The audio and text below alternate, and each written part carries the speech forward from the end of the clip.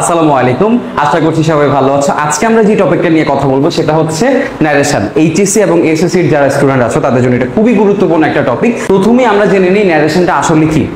একটা জিনিস খেয়াল করো স্যার, ন্যারেশন ওয়ার্ডটা অ্যাকচুয়ালি আসছে কোথা থেকে? ন্যারেশনের রুট ওয়ার্ডটা কি অ্যাকচুয়ালি? ন্যারেট না? ন্যারেশন, ন্যারেট থেকে ন্যারেশন আসছে না? ন্যারেট কথাটার মানে কি বলো তো স্যার? ন্যারেট কথাটার মানে হচ্ছে কোনো কিছু বর্ণনা করা, আর ন্যারেশন হচ্ছে কোনো কিছু একটা বর্ণনা। দেখো আমরা যখনই যাই বলি না কেন, যখন আমি আমি আমি এই যে তোমাদের সাথে কথা বলছি, আমি যাই বলছি না কেন, আমি কিছু না কিছু তো বর্ণনা করছি, তাই না? এই যে কথাগুলো আমি বলছি এগুলাও কি এক একটা ন্যারেশন। বা তুমি তোমার বন্ধুকে র্যান্ডমলি একটা কথা বললা, মিনিংফুল যে কোনো কথাই হচ্ছে আমাদের কাছে কি ন্যারেশন।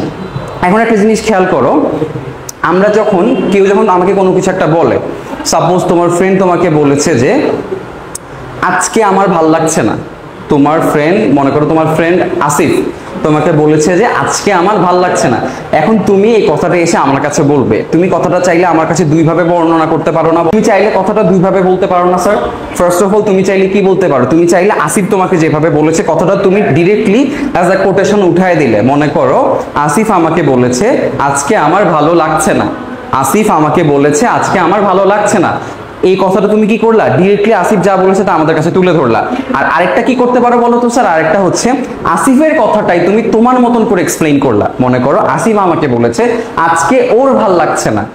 এখানে তুমি কি করলা? ইনডিরেক্টলি বললা না, আসিফের কথাটাকে তুমি তোমার মতন করে বললা। এই যে ডিরেক্টলি আর ইনডিরেক্টলি বলার উপর ডিপেন্ড করে আমরা ন্যারেশনকে দুই ভাগে ভাগ করতে পারি।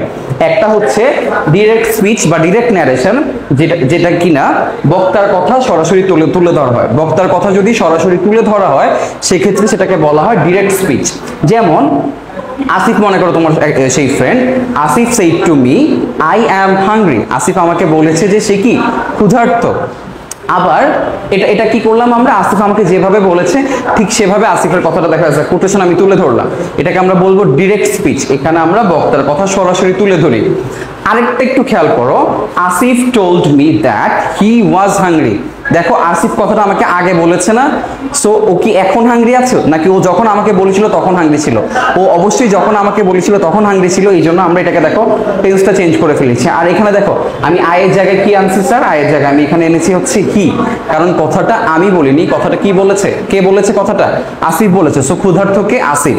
তো এখানে আমি কথাটাকে কি করলাম? কথাটাকে আমি আমার মতন করে তুলে ধরলাম, অর্থাৎ বক্তার কথা যিনি বর্ণনাকারী, এখানে বক্তা হচ্ছে কে? বক্তা হচ্ছে এখানে আসিফ। বক্তার কথা আমি, বর্ণনাকারী হচ্ছে আমি। বক্তার কথা বর্ণনাকারী কি করলো? নিজের মতন করে উপস্থাপন করলো। বক্তার কথা যেখানে বর্ণনাকারী নিজের মতন করে উপস্থাপন করবে সেটাকেই বলা হয় কি স্যার? Indirect narration. তো আমাদের এইচএসসি বা এসএসসি সিলেবাসে কাজ থাকবে হচ্ছে ডিরেক্ট থেকে ইনডিরেক্ট ন্যারেশনে ট্রান্সফার করা। আর এইচএসসি লেভেলে মানে ইন্টারমিডিয়েট লেভেলে তোমাদের কিছু কিছু ক্ষেত্রে ইনডিরেক্ট দেওয়া থাকবে, তোমাদেরকে সেটাকে ডিরেক্টে নিতে হতে পারে। তো ফার্স্টে চলো আমরা কিভাবে কি চেঞ্জ করতে হবে বা কি চেঞ্জ করতে হবে সেটা দেখি। আচ্ছা স্যার, এখন আমরা ডিরেক্ট থেকে ইনডিরেক্ট স্পিচে যাওয়ার জন্য যে বেসিক পরিবর্তনগুলো করতে হয় সেগুলো সম্পর্কে জানবো। আর এই পরিবর্তনগুলো করার জন্য আমাদেরকে কিছু বেসিক জিনিসপত্র জানতে হবে। সেটা কি দেখো, যেমন এখানে খেয়াল করো, he said to me I am tired today. এখানে সেইড টু কথাটা যে আছে বা এখানে সেইড টু এর জায়গায় আমরা পরিবর্তন করে যাই বসাবো না কেন, টোল্ড হতে পারে, অর্ডার্ড হতে পারে, কমান্ড হতে পারে, আস্কড হতে পারে, এগুলাকে আমরা বলি কি? রিপোর্টিং ভার্ব বলি। এগুলোকে আমরা কি বলি? রিপোর্টিং ভার্ব বলি। আর আমাদের ব্র্যাকেটের ভেতরে যে স্পিচটা থাকে বা যে মেইন কথাটা থাকে, যেমন এই যেখানে খেয়াল করো, এখানে ব্র্যাকেটের মধ্যে কি আছে sir? I am tired today. এটা আমাদের মেইন কথা না, এটাকে আমরা বলবো হচ্ছে রিপোর্টেড স্পিচ। তো আমরা যখন ডিরেক্ট থেকে ইনডিরেক্টে যাব বা ইনডিরেক্ট থেকে ডিরেক্টে আসবো তখন আমাদেরকে কি কি পরিবর্তন করতে হবে একটু দেখো স্যার। যা যা পরিবর্তন করতে হবে, রিপোর্টিং ভার্বটা পরিবর্তন করতে হবে। যেমন ধরো এখানে খেয়াল করো, he said to. Said to এখানে আমাদের কি ছিল? রিপোর্টিং ভার্ব ছিল না? সেইড টু এর বদলে আমরা কি এনেছি? টোল্ড। যদিও আমরা অ্যাসার্টিভ সেন্টেন্সের ক্ষেত্রে সেইড টু এর জায়গায় সেইড টু বসাতে পারি, বাট অন্য সেন্টেন্সের ক্ষেত্রে সেইড টু অবশ্যই পরিবর্তন করতে হয় আমাদেরকে বেশিরভাগ ক্ষেত্রে। স্পিচের ক্ষেত্রে আমরা কি কি পরিবর্তন করব? টেন্স পরিবর্তন করব, সাবজেক্ট এবং অবজেক্ট পরিবর্তন করব, এবং কিছু ওয়ার্ডস থাকে স্পেশালি যেগুলোকে আমাদেরকে চেঞ্জ করতে হয়। যেমন এখানে খেয়াল করো, এখানে আমরা কি করলাম বলো তো স্যার? এই যে সাবজেক্ট এবং অবজেক্ট পরিবর্তন করতে হয়, যেটা দেখো এখানে আই ছিল, আই জায়গায় কি চলে আসছে? কথাটা যেহেতু হি বলেছে এখানে আই জায়গায় হি চলে আসছে। আমি যখন কথাটা বলেছিলাম তখন সেটা প্রেজেন্ট ছিল, বাট কথাটা এখন আমার কাছে অতীত হয়ে গিয়েছে। এই জন্য আমি প্রেজেন্ট টেন্সকে, প্রেজেন্ট ইনডিফিনিট টেন্স ছিল, প্রেজেন্ট ইনডিফিনিটকে আমি কোথায় নিয়ে গেছি স্যার? পাস্ট ইনডিফিনিটে নিয়ে গেছি। আবার দেখো টুডে, যখন কথাটা বলা হয়েছিল তখন সেটা টুডে ছিল, মানে আজকে ছিল, বাট এই এখন এটা আমার কাছে অতীত হয়ে গেছে, সো আমি টুডেকে টুডে লিখবো না, টুডেকে আমি কি লিখলাম স্যার, দ্যাট ডে, মানে যেদিন কথা হয়েছিল সেই দিনকার কথা আমি বলছি। আশা করছি বুঝতে পেরেছো। অ্যাসার্টিভ সেন্টেন্সের ক্ষেত্রে আমাদের যে বেসিক পরিবর্তনগুলো করতে হয় সেগুলো চল একটু দেখে ফেলি। প্রথমেই দেখো স্যার, সেইড টু উঠাই দিয়ে আমরা চাইলে টোল্ডও আনতে পারি, তবে আমরা চাইলে সেইড টুটাকে রাখতেও পারি। যেমন এখানে দেখা খেয়াল করো, হি সেইড টু মি ছিল রিপোর্টিং ভার্বে, আমরা কি করেছি সেইড টু এর বদলে টোল্ড এনেছি, তবে আমরা চাইলে এখানে সেইড টু রাখতে পারতাম, তবে তোমাকে অবশ্যই এটা মাথায় রাখতে হবে যে তুমি যদি টোল্ড বসাও তাহলে তার সাথে তুমি টু দিতে পারবে না, আর সেইড যদি বসাও সেইডের সাথে অবশ্যই তোমাকে টু ব্যবহার করতে হবে। এরপরে কি করলাম দেখো স্যার, যে অবজেক্টটা এখানে ছিল, এই যে সেইড টু এর পরে অবজেক্ট এখানে কি ছিল, মি ছিল, সেই অবজেক্টটা আমি এখানে বসাই দিলাম, যেভাবে আছে সেভাবে বসাই দিলাম। এরপরে খেয়াল করি যে অবজেক্ট বসালাম, এরপরে কমা উঠে কি বসবে স্যার, কমা উঠে দ্যাট বসবে। কমা মিন্স কমা, ইনভার্টেড কমা, যা কিছু আছে সবকিছু উঠাই দিয়ে আমি কি বসাবো, দ্যাট বসাবো। দেখো এখানে কি ছিল, ইনভার্টেড কমা ছিল, কমা ছিল, সবকিছু আমি উঠাই দিয়ে তার বদলে কি বসালাম, দ্যাট বসালাম। এরপর কি পরিবর্তন করতে হবে দেখো স্যার, আমাকে সাবজেক্ট এবং টেন্স অনুযায়ী বাকি অংশে বসাতে হবে। সাবজেক্ট এবং টেন্স বলতে, আচ্ছা এরপর আমি সাবজেক্ট বসালাম, দেখো সাবজেক্টটাকে কিন্তু আমি পরিবর্তন করে বসিয়েছি। দেখো আই ছিল, কথাটা কি আই বলেছে, কথাটা কি বলেছে, কথাটা বলে হচ্ছে হি, দ্যাটস ওয়াই আমি এটাকে চেঞ্জ করে হি বানালাম। আর এখানে টেন্সটা একটু খেয়াল করো, আই অ্যাম টায়ার্ড টুডে, আমি মানে সে যখন কথাটা বলছিল তখন তার কাছে সেটা প্রেজেন্ট ছিল, এখন আমাদের কাছে সেটা কি হয়ে গেছে, পাস্ট হয়ে গেছে, মানে প্রেজেন্ট ইনডিফিনিট ছিল, আমরা পাস্ট ইনডিফিনিটে নিয়ে নিয়েছি। সো আমরা এখানে টেন্স অনুযায়ী বাকি অংশ বসিয়েছি। আশা করছি বুঝতে পেরেছো। এখন একটা জিনিস তোমাদের মাথায় অনেকেই, একটা জিনিস নিয়ে তোমরা অনেকেই কনফিউজড হয়ে যাও, সেটা হচ্ছে পার্সন যখন আমরা পরিবর্তন করব তোমরা গুলায় ফেলো যে আমরা পার্সন আসলে কিভাবে পরিবর্তন করব। তো সেই ক্ষেত্রে আমি তোমাদেরকে একটা ছোট্ট নোটস লিখে দিতে পারি, সেটা হচ্ছে দেখো রিপোর্টেড স্পিচে, রিপোর্টেড স্পিচ কি মনে আছে, এই যে ইনভার্টেড কমার ভিতরে যে স্পিচটা সেটাকেই বলা হয় রিপোর্টেড স্পিচ। রিপোর্টেড স্পিচে যদি ফার্স্ট পার্সন থাকে, ফার্স্ট পার্সন বলতে কে কে বোঝায় বলো তো স্যার, আই, উই, মাই, এগুলো হচ্ছে ফার্স্ট পার্সন।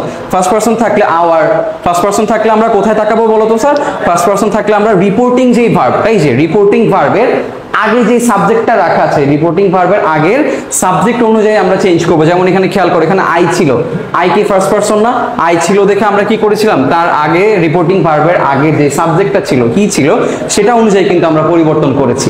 আবার নিচের এক্সাম্পলটা যদি তোমরা একটু দেখো sir, Ayesha said to me I love you, এখানে আই আছে না স্যার, আই থাকার কারণে আমি কার দিকে তাকাইছি বলো তো স্যার, আই থাকার কারণে আমি দেখো আয়েশা ছিল এখানে, আয়েশাকে মিন করে পরিবর্তন বা আয়েশাকে ধরে পরিবর্তন করেছি। যেমন দেখো এখানে কথাটা কে বলছে, আই বলেছে, মানে এখানে আই আছে মানে কি বক্তা, যে মানে যিনি কথা বলবেন সেই তো অবশ্যই নিজেকে আই, আওয়ার, উই এগুলো বলে সম্বোধন করবেন, তাই না?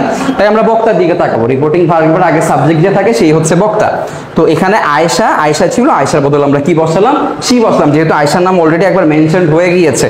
আয়েশা টোল্ড মি, যে আয়েশা টোল্ড মি দ্যাট, আয়ের বদলে এখানে আমরা শি বসালাম। এরপর একটু খেয়াল করো স্যার, সাবজেক্ট অনুযায়ী পরিবর্তন করব, এবং সেকেন্ড পারসন যদি থাকে, সেকেন্ড পারসন বলতে ইউ, ইয়োর এগুলো যদি থাকে সেক্ষেত্রে আমরা কি করব, রিপোর্টিং ভার্বের পরের যে অবজেক্ট থাকবে সেটা অনুযায়ী পরিবর্তন করবো। যেমন এখানে একটু খেয়াল করো স্যার, আই লাভ ইউ, ইউটা কি সেকেন্ড পারসন না স্যার, সেকেন্ড পারসন থাকার ফলে আমরা কি করলাম, রিপোর্টিং ভার্বের পরে যেই অবজেক্টটা আছে সেটা দিকে তাকালাম, এখানে কি আছে, মি আছে, মানে আমাকে মিন করছে, দ্যাটস ওয়াই আমি কি করলাম, এই যে ইউটাকে আমি কি বানাই দিলাম, মি বানাই দিলাম। আশা করছি বুঝতে পেরেছো।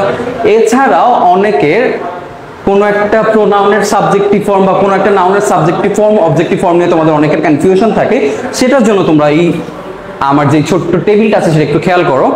আই এর সাবজেক্টিভ ফর্ম কি বলো তো স্যার, আই এর subjective form I, subjective form হচ্ছে আই, আর আই এর অবজেক্টিভ ফর্ম হচ্ছে মি।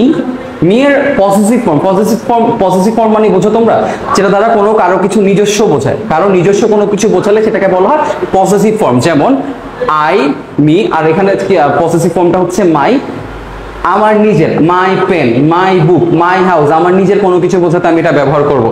সেম ভাবে উই এর অবজেক্টিভ ফর্ম আস, উই এর পসেসিভ ফর্ম হচ্ছে আওয়ার, ইউর অবজেক্টিভ ফর্ম হচ্ছে ইওর পসেসিভ ফর্ম হচ্ছে ইওরই, হি এর অবজেক্টিভ ফর্ম হচ্ছে হিম, হি এর পসেসিভ ফর্ম হচ্ছে হিজ, শি, হার দুইটাই অবজেক্টিভ ফর্ম আর পসেসিভ ফর্ম দুইটাই হার, দে এর অবজেক্টিভ ফর্ম হচ্ছে দেম, দে এর পসেসিভ ফর্ম হচ্ছে দেয়ার, নেম, কোন নাম যদি থাকে সেই ক্ষেত্রে তার অবজেক্টিভ ফর্ম ওই সেম নামটাই বসবে, তবে পসেসিভ ফর্মের ক্ষেত্রে আমরা অ্যাপোস্ট্রোফি, যেমন দিস ইজ শাইলাস পেন, শাইলার সাথে আমরা অ্যাপোস্ট্রোফি এস বসাবো। আশা করছি তোমরা বুঝতে পেরেছো। তাহলে আমরা সাবজেক্ট এবং অবজেক্টের পরিবর্তনটা দেখে ফেলেছি। এখন তাহলে আমরা চলো টেন্সের যে পরিবর্তনটা আছে এবং কিছু ওয়ার্ড রিলেটেড যে পরিবর্তনগুলো আছে, এখন আমরা টেন্সের বেসিক পরিবর্তনগুলো দেখি। চলো স্যার, ফার্স্টেই প্রেজেন্ট ইনডিফিনিট টেন্স যদি থাকে, প্রেজেন্ট ইনডিফিনিট টেন্স থাকলে আমরা চলে যাব ডিরেক্ট কোথায়, পাস্ট ইনডিফিনিট টেন্সে। আর আমি তোমাদের টেন্সের এই চেঞ্জেস গুলো শর্টকাট ভাবে যেন মাথায় তোমরা রাখতে পারো, সেই জন্য কিছু শর্টকাট টেকনিক্স তোমাদেরকে দিয়ে দিয়েছি। সেটা হচ্ছে ভার্বের বেস ফর্ম যদি আমাদের কাছে দেওয়া থাকে, ভার্বের বেস ফর্ম দেওয়া থাকলে আমরা ভার্বের বেস ফর্মটাকে জাস্ট কি করব, ভার্বের পাস্ট ফর্মে নিয়ে যাব, মানে V1 থাকলে V2 তে নিয়ে যাব। যেমন ধরো এখানে হি said to me I like her, he said to me, এটা কোন টেন্সে আছে, আই লাইক হার, আমি তাকে পছন্দ করি, এটা প্রেজেন্ট ইনডিফিনিট টেন্সে আছে। প্রেজেন্ট ইনডিফিনিট টেন্স থাকলে আমরা কোথায় যাব, পাস্ট ইনডিফিনিট টেন্সে। আর V1 থাকলে V2, দেখো হি told me that, he like ছিল, লাইকটা কি হয়ে গেছে স্যার, লাইকটা লাইকড হয়ে গেছে। আশা করছি বুঝতে পেরেছো। এবার আসো present continuous tense. Present continuous tense যদি থাকে সেটা হয়ে যাবে পাস্ট কন্টিনিউয়াস টেন্স। আর এই ক্ষেত্রে শর্টকাট হচ্ছে এম ইজ আর কে তুমি চেঞ্জ করে ওয়াজ ওয়ার বানায় ফেলবা। যেমন দেখো I said to him I was working, sorry I am working, I said to him I am working, আমি কাজ করছি। প্রেজেন্টে চলমান কাজকে আমরা কন্টিনিউয়াস টেন্স বলি, এটাকে আমরা পাস্ট কন্টিনিউয়াসে নিয়ে যাব। তাহলে কি হয়ে গেল, এটা I told him that I was working. দেখো এম ছিল, এমটাকে আমরা কিসে পরিণত করে ফেলেছি, ওয়াজে পরিণত করে ফেলেছি। সেই রকম ভাবে am is are, am are is এর ক্ষেত্রে ইউজুয়ালি ওয়াজ বসে, আর আর এর ক্ষেত্রে ওয়ার বসে। এরপরে খেয়াল করো প্রেজেন্ট পারফেক্ট টেন্স যদি থাকে, প্রেজেন্ট পারফেক্ট টেন্সের ক্ষেত্রে আমরা চলে যাব পাস্ট পারফেক্ট টেন্সের ক্ষেত্রে, পাস্ট পারফেক্ট টেন্সে। আর এই ক্ষেত্রে শর্টকাট হচ্ছে হ্যাভ হ্যাজ থাকলে সেটাকে আমরা কি বানায় ফেলবো, হ্যাড বানায় ফেলবো। He said to her I have called you, present perfect টেন্সে আছে he told her that he had called her, past পারফেক্টে নিয়ে গেলাম।